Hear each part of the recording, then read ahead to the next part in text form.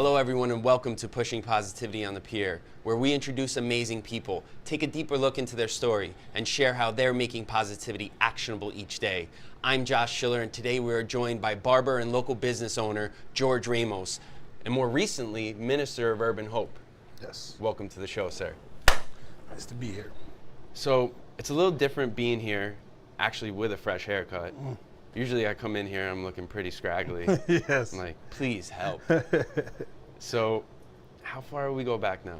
How many years? At least 10. At least 10 years. And you've been here in the barber shop for how long? 13. 13 years. 13 So that goes back to 2004? Yes. How'd you wind up with a barber shop? Well, before this, I actually worked for a bunch of other people. I was working out of Passaic for a few years since the age of 18. Before that, I was working out of my home. You know, like a lot of barbers, we all start, you know, usually cutting our friends' hair and stuff like that. Those aren't really the good haircuts that get us into barber shops. So, you know, a lot of our friends and our relatives take you know, some losses in the beginning of us cutting hair. And then from that moment, they actually, you know, like everything else, you know, practice makes us perfect. You know, the barber world is more about the more you put into it, the more you get out of it. So the more time you put in, then, you know, you get better at your craft, you know, like everything else. So from that point, I worked at a few shady shops, you know, to put it in short terms. And, you know, the last barbershop I worked at, I got to a point where I was fighting at least once a month, you know, and it was a hands-on conflict, you know, because everybody would test me because I was from Garfield. You know, I was working in Passaic. My son came into the world, and you know, I was tired of having to resolve everything physically, and I decided to take the steps. First, I had no plans on opening up a shop. I came to Garfield with the idea that I was going to work for another barbershop. When I actually had, you know, put in my you know, told the boss over there I was, you know, done, that I was going to be moving to Garfield. The first person that I was supposed to come work for ended up closing the door on me. Supposedly there was a fear that I was going to go work for him and take all his customers and then open up my own business. That was strike one. Strike two, I went down the block. Same story. He went to the point where he told me, all right, I don't have a chair for you or a station for you. And I was like, all right, I'll put it up. I'll buy my own chair. I'll get my own station. You know, just give me a section of the shop so I can work. Come the day that I'm supposed to work for him, same story. You know, he got it in his head that that was my plans. When all I wanted to do was work and, you know, work, support my family. I had no vision of actually starting my own shop at that point. I ended up, you know, at a point where I hit rock bottom there, you know, because a lot of fear sets in. You know, I don't have a place to cut at. I wasn't going backwards. I wasn't going to go back into the world that I was trying to escape from. So I ended up cutting hair out of my house. You know, my uncle and a good friend of mine at the time, they just kept throwing it at me, and I was just working out of my house to pay the bills. And come to find out, I found the location down the street.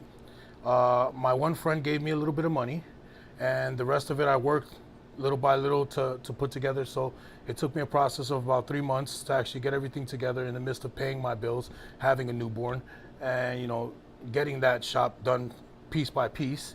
And even that wasn't that easy because the owner of that place decided that having a barbershop there was going to be a high risk. So instead of charging me the normal month security, he decided he was going to charge me 4. So on top of having to come into the business, I had to give him 4 months security. So, you know, that already took a chunk out of what I was going to put in. But by the grace of God, you know, I had a friend. He just so happened, he had barber chairs in his basement. He was like, oh, I got barber chairs for you. You don't have to buy barber chairs, you know.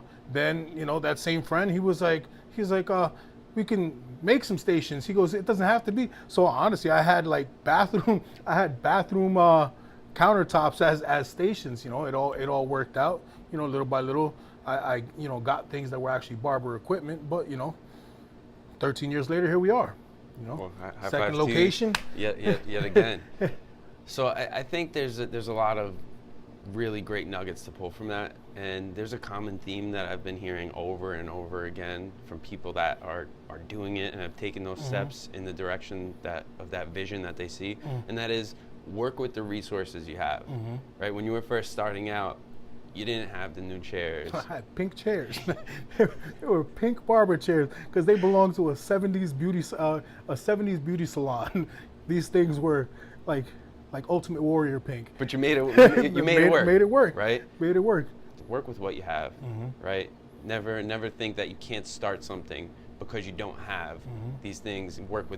Figure out what you have, whether it's resources from family, from friends, and really just take those steps forward. And pay attention, because honestly, at the moments where that fear sets in you, there's friends and family that believe in you that a lot of time we don't put the focus on.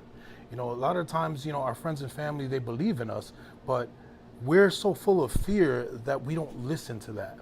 It's not regularly what we're ready to receive. We're too busy embodying that fear and allowing that fear to control us, that we don't take those steps to move in the direction that we're being led. We actually become our own worst enemy at these times. We hold ourselves back when there's so much out there for us. There's a world in front of us, and I'm pretty sure there's plenty of people out there that the only reason they haven't taken the steps that is in their heart and in their mind, and the plan and the dream that they have, is that fear. That fear of the outcome, the fear of not knowing when everything is within your reach. And that's something that I had to pretty much force a situation, because you're in a situation where you're paying bills, you're newly married, you have a newborn kid, you have another one on the way. Biggie Smalls rapped about it, but we didn't live that life. And that fear sets in, the fear of not being able to provide, that fear of being out in the street and stuff like that. And that's an aspect that it's not like it could have been a fear for me, but it was a fear for me once I had a family, because I lived in my car for a while. I was at a point where I was living out of a 92 Camry for about 3 months, and I was just looking. I had a gym membership. That's where I would take a shower. If not, I would go to my friend's house and stuff like that. So rock bottom is not something that I had a fear with. It was just a fear of not being able to provide for those that were counting on me. And that's what really kept me, it broke me at times. Those times where I was just, my wife at the time would go to sleep, and I would be sitting in the kitchen crying because I didn't know how I was going to do everything that I had to do. But, I had friends that stood behind me, and a house full of people on Fridays and Thursdays coming to get haircuts and paying me more than I even asked, just to back me. And I wasn't even paying attention, like I was just happy they were giving me the money. And I wasn't really seeing that they were feeding into my dream. Sure. They saw the vision, and they wanted to be part of it. And all these years, there's still a lot of them that are still by my side, and every step in things that I've taken in life, they've actually been real supportive of it. That's an amazing thing. That goes to your belief and your commitment to that vision. And once people start seeing that, everything kind of conspires to really make that a reality. And a quote that really comes to my mind is something that Tony Robbins said. And he said, fearless doesn't mean not having fear, it means fearing less. So a lot of times in life, we come to these situations, maybe even daily, of where we have to face that fear. And a lot of times in life, it's what we've actually been through that enable us to actually walk towards that fear and walk through it. What has happened in your life that really, I guess, has armed you to be able to go up to that fear, whether it was opening up that barbershop, that first one? What experiences have you had that have really just prepared you for that? Well, I've lived a life with a lot of, I guess you would say, a lot of turmoil. So there's not really, much that can be placed in front of me that I really don't know about. I came from a family where my father was abusive towards my mother. I had to take a father role at a real young age. From that point, there was a lot of other things thrown at me. From first grade to fifth grade, I was living in Passaic at the time and going to school there, and there was a group of kids that every day decided that they were going to jump me every day after school because I wasn't like them. So every day after school, I would take that. Besides that, going home at that point to an abusive stepfather. So there's nothing that I didn't hear verbally. There's nothing that I didn't go through physically. So therefore those things set me up to not really having to worry about the no's in life, not really having to listen to the negative things people would say. Yes, we have those negative things that impact us, and there's certain things that affect our self-esteem, and those things cause fear in us, but we can live beyond those things. If we don't experience them, that means that we won't know how to go through them when we're faced with them. And it's not like we're not going to be faced with the same things that we went through that got us to that point. We're going to be faced with similar things or other things to truly test us, to see if we actually learned lessons from that, or if we're meant to repeat them. You know, there's a lot of things that people go through in life, and they're repetitive. And the reason that they go through these things that are repetitive is because they never pulled the lesson they were supposed to pull out in the first place. So now fast forward, we've been through those life experiences, we've opened the barber shop, taken those first steps. Now it was easy street, right? Not still. You know, and in the beginning, I really didn't know all the proper paperwork that I was supposed to have, because I actually had a hard time. You know, the city actually made me paint the hallway. That was the size Paint of the chairs too, or? No, not the chairs, but that was by grace. But they made me paint the hallway, a little entrance. It was smaller than most people's broom closets, that I had to paint that before I can open the shop. And I was so conflicted on it. I'm like, this has nothing to do with anything. What does painting this have to do with me opening my shop? So whatever, I painted it, got it done. Then after that, you know, a few months, I want to say 3 months, I was working by myself. So imagine you're a new shop. You know, you got all these young kids around here. I'm in the middle of 2 schools. So I'm in the middle of the middle school. I'm in the middle of the high school. You got all this foot traffic, and all these kids see, you know, this guy, and they're like, oh, you know, we want to go in there and get some haircuts. So I got a shop full of like 20, 30 kids, and I got a PS2 just having them play video games just so I could keep them busy, keep them in the shop long enough for me to be able to get through all these haircuts. And, you know, little by little, I started getting my haircuts. Aaron Khan, which hopefully eventually he'll be doing something with you. He was actually my first barber and apprentice. And, you know, through him, he opened the door, and, you know, my few other ones came in. You know, I've had some headaches here and there, you know, barber-wise. But even after all of that, like, I didn't know all the requirements there was to maintain the business. So there was one point where I almost lost the business.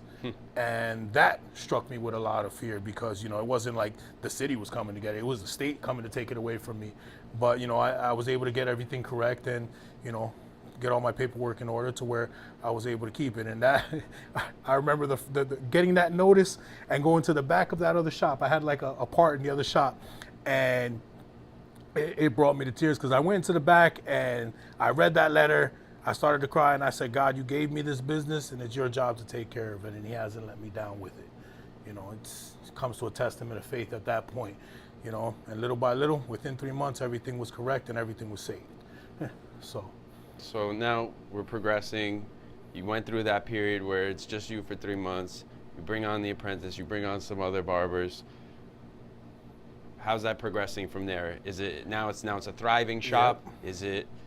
It was good. You know, believe it or not, being in Garfield, I got a lot more support from the Elmo Park. Right on the border, I mean, all the Elmo Park kids would come, their families would come, because we made it a comfortable family environment. My shop is not a shop where you're gonna hear, you know, the cursing, the movies that, you know, shouldn't be playing while kids are around. You know, we try to keep it kid friendly. We try to curb everybody's, you know, mouths. You know, even, and that's hard. It's hard in the barbershop, because, you know, men see barbershop as, I'm going to come here, I'm going to talk wild about women, I'm going to talk wild about my life. You know, I'm going to, you know, a lot of people, they feel that they still need to curse every 3 words and stuff like that. So we try to curb all that. And I believe that that has caused the shop to thrive, because I keep it a family environment. And there's not too many shops around here, from what I'm told, that try to maintain that environment. So we've created that family-friendly environment. We've created that shop with a higher purpose, right? So what are some other things that you do on the shop level? I know you're involved with the community and things like that. Can you tell us a little bit more about some of the things that you do during the year as a shop? Well, personally, I'm an avid sneaker collector, but just because I'm a collector doesn't mean I'm selfish. You know, if there's people that are my size and I see them, you know, struggling, you know, obviously they don't have, you know, a good pair of sneakers on, you know, I'll give them shoes. Other than that, we do food drives, we do toy drives, we do clothing collection. We actually have a shelter that we work with out of Patterson, and we do clothing drives for them. We support a reading program out of the Garfield Library. Every year we take care of them with snacks, books, and anything else that she might need. Other than that, every time, you know, the community needs something, we do our best to go out there and help. We know without the community, period, we wouldn't exist. to cause a positive impact, you got to be part of the impact. In the month of October, we actually, every Saturday, we take a portion of what we make and we give it to a cancer drive for a friend of ours in the high school. She's doing something for her mother, that her mother passed away, so we actually help her out also. So again, coming back to that place of higher purpose, family-friendly environment. So you have the barbershop, but you're doing it a little bit differently. I guess maybe even take a couple steps back. Why didn't you just want that hustling, bustling barbershop where people come in, there's loud music blaring, people are talking all types of different stuff? What was that shift that happened in your mind, or did you always have that vision of kind of opening up this place where people can have that experience, or is that something that developed over time? It developed over time. I come from a background to where I was gangbanging for a while, and I lived that life. And I didn't see anything beneficial in that life. There was nothing that I pulled from that life that was actually a positive influence. You know, nothing that I could see that, you know, maintaining that lifestyle would actually do any form of good. So I didn't want that environment here. On top of that being the type of shops that I worked for, I didn't want that type of vibe. You know, to me, there was one English teacher that I remember in high school. I just remember what he said to me. You know, I was one of those people that talked with the slang and stuff like that, and I was problematic while I was in school. You know, I was once again, I was banging at the time. You know, banging, drug dealing, all the good stuff.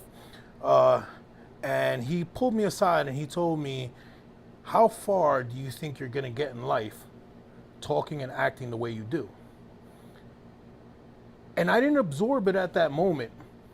But lo and behold, it impacted me because I hold on to what he said, and from that moment forward, everything, you know, things in me shifted to where I was like, you know, I don't like this guy, but this guy's right. It makes sense because you can't see yourself in any kind of a corporate setting talking about nah means and F this and you feel me. You know, it's just not true. You know, true. You know, just imagine being like in a medical setting or whatever, and you know, the doctor's like, "Yo, can you get me this?" Just think about this. Like, you know, I honestly, I wish that's something that a lot of the kids nowadays would grasp, because you know, that this type of situation needs to be here. You know, a lot more of the youth period should be impacted by things like this, seeing what the older generation is looking to do, how we're trying to touch their lives, how we're trying to show them a difference, because you know, there's a lot of people out there that are lost. There's a lot of people out there that don't have that positive guidance in their life. Not just youth either. Yeah. I mean, that's a lot of people. But you know, I say youth right now because those are the ones that are on the forefront. Sure. You know, it's easier to steer a youth in the right direction than it is someone who feels that they're set in their ways. I know grown men that I've been trying just to get a tidbit, you know, a little, and they're stuck in their ways, you know, and they don't. The sad part is they don't see anything wrong with it, you know. But when you bring that to, you know, Nas said it, the truth be told and the youth can grow. You know, just think about that. You know, start feeding them the truth, not the lies that they're seeing on a daily basis. Not what this world has taught them, but what we can teach them. You know, what we have learned through our experiences. You know, that leads to a positive impact, because therefore they can cause change. So we've been doing the barbershop now for 13 plus years. And just recently we've started ministering at Urban Hope. Yes. Right? So where did that come from? That came from an immense struggle. That came from, it was a period in my life where I had lost somebody I cared about from January to June, every month. Every month, 1 to 2 people. Some of the people I was at, I called, you know what I mean? Like, I told them, you know, to be careful with certain aspects of their life, you know, to be careful with certain things, and they didn't take that advice. And there was other people that I cared for, like, you know, like they were my children, and they ended up taking their lives. And it was a struggle because each time it got heavier. At that point, I had drifted from my walk until the point where my grandmother was taken in December. She was like a mother to me. My uncle was taken in March. He was like a father to me. And after that, I was like, I had to speak at both of their wakes. And I was the only person that spoke. And at the end of each time, my mother, my aunt, they would tell me, the way that you speak, you need to do something with it. And I would just brush it off, whatever. I was, I just, they meant a lot to me. So I was just speaking from the heart.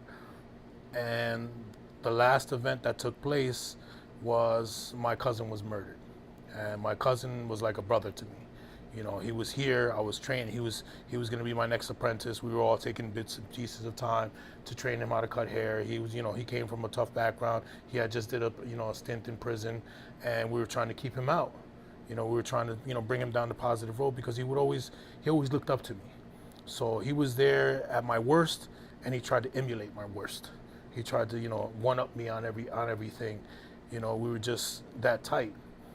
And it's not a life that I wanted for him, but regardless, it was a life that he fell into till the end, to where I told him, he told me that he was still around questionable people that actually pretty much put him in jail, and I told him stay away from them. He got like a month before he actually passed, he was involved in a drive-by shooting. You hear about drive-bys, you think West Coast. You're like, that don't happen around here. But yeah, it does. When you're in the gang life, it's a reality, regardless of how your life is lived. There's people that really go through it. Till he was out of the gang, and he still went to go visit them one last time. He wasn't meant to go out that night, and they ended up taking his life because they weren't happy that he was getting out. That situation was what finally took to break me. I got the news while I was here at work. It was a Saturday morning because it happened on a Friday night. My sister had actually called me, and she told me it was the wrong person that was dead. So I'm calling until I finally find out that it was him, and it dropped me to my knees outside in front of the barbershop. And then I had to go speak at his wake, and his mother would only let me speak. He was buried with a VS plaque. The only VS plaque that, the other plaque that I had, I was the only one allowed to put something in his coffin. When I spoke that day, a pastor from another church heard me speak, and he said that he was in amazement. He said the way I controlled the room, the way I spoke to those people, that there was more out there meant for me to do, that I was meant to save some lives and change some lives. So when you hear something like that, it's impactful. So I was like, all right. He gave me his number. He told me to call him, and it still hadn't set in me, that was a purpose of mine, a calling of mine in life. And I did what he told me to do. He told me to call him. I called him. From that moment, I went to church for the first time in a long time, and the process started from there. From there, like I got into certain situations because of my appearance, so I wasn't really allowed to minister at that church. I started a small Bible study here for about a year. I had a few, a good 20 people in here. I was just ministering to them every Wednesday night. And when a photographer friend of mine, Felix Natal, he came in here, and once he heard me speak, he said every time he heard me speak, it helped him. He pulled something from it. And I was like, all right, oh, glory to God. This is, good. That's what I want to do. I want to change people. I don't want people to constantly live the same life that they're living. I want to cause impact. So from there, he introduced me to his pastor. He had his pastor, which, it's hard for him. He's, 7-day-a-week pastor. So it was hard for him to take off. But, God lined everything up for him to have a Wednesday off to where he could come see me. And even he wasn't sold on me right away because, you see the tattoos, the earrings and stuff like that. Safe guy. Yeah. So, a lot of people were like, oh, this guy's rough around the edges. Yeah. So, he said after he heard me speak, he smiled. He invited me to his church. I went to his church a few times. And then from there, he took me under his wing. He started mentoring me and, allowing me to really, develop my gifts in that aspect. And, to this day, I'm with him. So now we have the barbershop. We operate on a higher purpose. We make it a family-friendly environment. We've been in business for 13 plus years. Now you've also started, like we said, ministering at Urban Hope. What are the future plans? The future plans is just put everything in God's hands and see what God has for me. Whatever He puts in my heart to help the community, however He puts for me to help people, is just actually taking that time to listen. And that would be the biggest future plan, is to continue on, steadfast on this path. Not allowing certain situations that'll pop up in my life to deter me from, the path that I'm on. And those situations are gonna pop up. We're not gonna have those 100% days, but the key to those negative days is how we handle them. Regardless of the day being negative or not, we're still in control. We still have the ability to make an outcome, to either decide if we're gonna dwell on the negativity of the day or put some positivity in that day. To say, you know what, I'm not gonna allow the way I woke up, I'm not gonna allow the things that happened to me from the beginning of the day to affect my whole day. And that's a key point. A key point is always making sure that, understanding that you control your outcome. You control, regardless if it's faith-based, whatever based, you've been given that ability, to say, I'm gonna allow my day to continue negatively, or I'm gonna put a positive spin on my day. Are you gonna sit in those moments to where, you felt defeated, or are you gonna pull something out of it? Those are things that you can put into practice. Those are things that you can take from that point forward, and understand that you got the key to your day. So, in terms of taking that next step, right? This is a time of the show where I really like to kick it over to you, and just either guiding principles that you use in your life, or ways that you make positivity actionable each day. The floor is yours. So, in my opinion, the way to make positivity flow throughout your day is, me personally, it depends on your background. I wake up and I fill myself with the Word. So I'll wake up and I'll read some scripture, and anybody can pretty much use these steps. It doesn't have to be biblical. It has to be something that speaks to you, that positively speaks to your life, and fill your day up with positivity that way. Whether it be something you read, something you watch, start off your day with something that brings that joy to you. Don't allow the little things to continue throughout your day. Take those little things and put a positive spin on them. Regardless if you woke up, you stubbed your toe, and you said, oh, this is how my day is gonna go, I'm gonna have a miserable day. You forgot to wash your clothes, whatever, you ran out of toothpaste, whatever the little thing that was set before you to disrupt your whole day, don't allow it to affect your whole day. Set goals for yourself. Allow yourself to, whether it be an hourly goal, a daily goal, a monthly goal, give yourself little things that you feel that will change your life in a positive aspect, whether it is reconnecting yourself spiritually, reconnecting yourself physically, doing things that you need to do to better your health. Always being a healthier person is always going to put a positive spin on your life, and not allowing the things that happen throughout the day. This is something I'm going to repeat. Not allowing the things that happen throughout your day to carry you through your day. And that would be the only things that I would say. Okay, so people are like, George, man, I love this guy.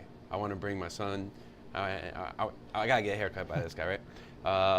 But also, if they want to get in touch with you, let's say a couple ways. Number one, if they want to come get a really amazing haircut, which you also do some pretty cool designs for people as well. Yes. And the other barbers here are awesome as well. I actually use Mike, who's usually over to my right. I've been going to him for some time. You come through in the clutch whenever like all hope is lost. You're my savior, literally.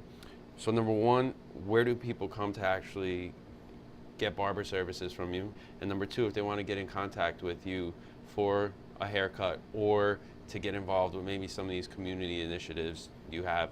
And then finally, for the Urban Hope, what is the best way to reach you, contact you, or just get involved? I have Facebook, Instagram. The address here is 58 Jewel Street, Garfield, New Jersey. Phone number is 973-772-8886. Urban Hope is at 70 Howe Ave, Passaic, New Jersey. I don't have a phone number for them. Other than that, you can reach me at, Mr. Visual Style. That's my That's my Instagram page. Jorge Ramos, that's Facebook. You'll see me. I'm wearing a nice vest and a tie. How do you spell that? Jorge Ramos. Look for the guy with the blonde streak, kind of Sweeney Todd, just chubbier. Other than that, I mean, even if it's you need someone to talk to, even if it's you want to reach out, you know, and get some advice on situations, you know, willing to respond to inboxes or anything like that, or if you know you really need some one-on-one time, I'm also available. On that note, there's two things left. Number one, thank you so much for your time today. I think that your story is super powerful. I think that you're still at the point where you may not even know how powerful of a story it is, and that's growing. That's an exciting thing to watch from the outside, to see that power from within that I know you see, and I know you're starting to really understand the scope of that power, but then to also be told from other people, and then to actually now be able to channel that to actually do good. So I'm so excited to see how you progress and how many more lives you can impact. Number two, and this is something that I think is very important, and it's finally the way we end our show every week. It's right here. Well, appreciate it, man. Thank you. No problem.